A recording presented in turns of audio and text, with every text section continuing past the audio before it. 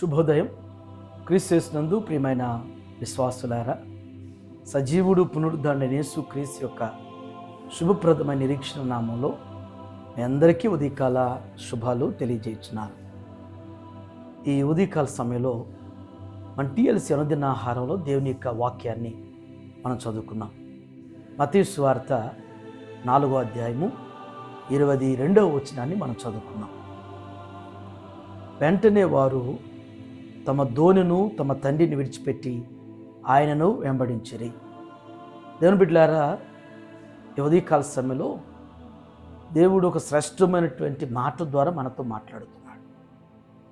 ఈ మాటలో మనం గ్రహించాల్సింది గొప్ప సత్యం వాక్ ఏంటంటే, గాడ్స్ కాల్ అనేటువంటి మాట మనకు జ్ఞాపకం చేసుకోవాలి.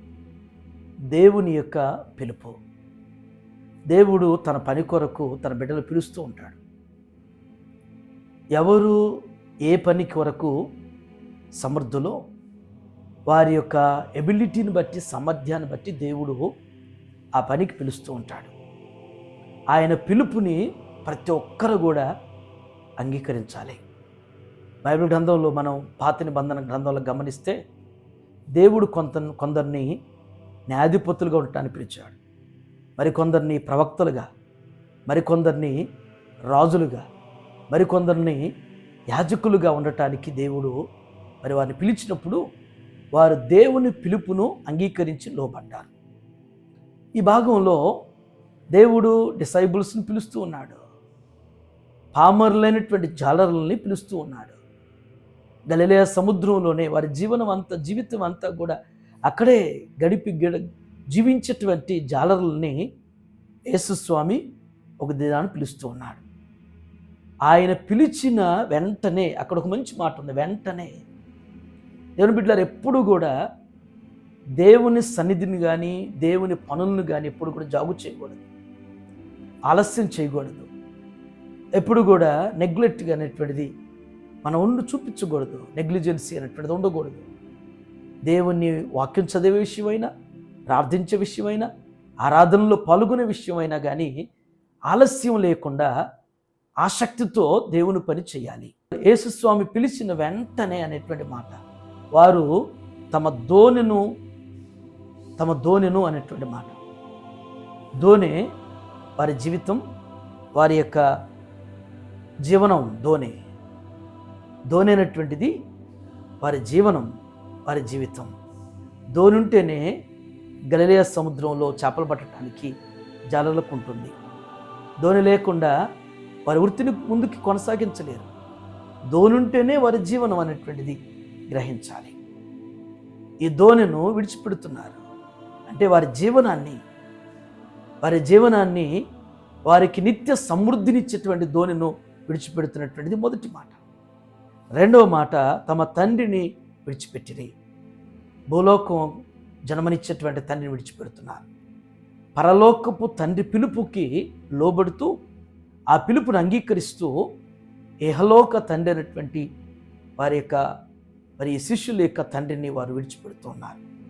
దేవుని బిడ్డలారా, మన జీవితంలో కూడా దేవుని కొరకు కొన్నిటిని విడిచిపెట్టాల్సి వస్తుంది, కొన్నింటిని వదిలివేయాల్సి వస్తుంది, కొన్నిటిని మర్చిపోవాల్సి వస్తుంది.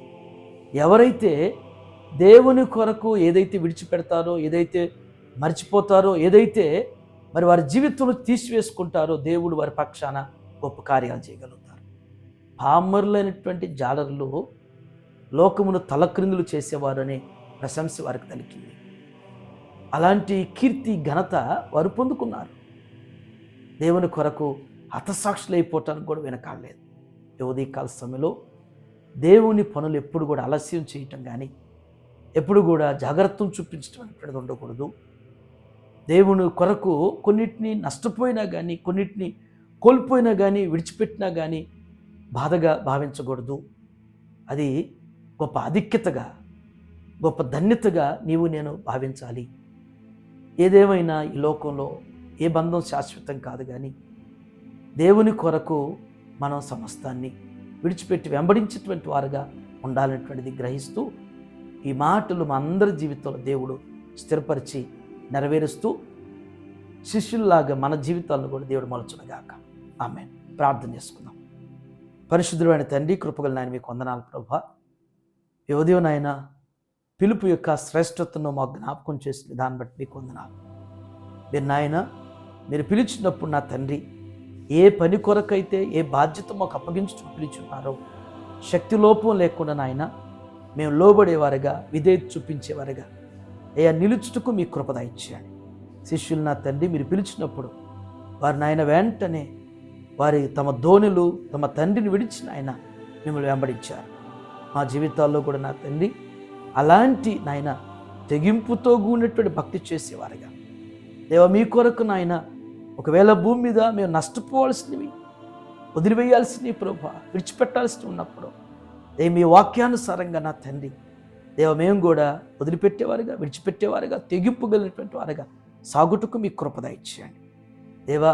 ఇంకా నాయన లోక వ్యాపకాల్లో నిమగ్నమైపోయిన తండ్రి వాటిలోనే ప్రభు మమకారం మక్కువ పెంచుకున్న తండ్రి దేవ మీకంటే ఎక్కువగా దేన్నైతే ప్రేమిస్తున్నాయన వాటితో ముడిపెట్టుకుని ఉన్నారు అట్టి వారిని కూడా ఈ ఉదయం మీరు జ్ఞాపకం చేసుకోండి దేవా.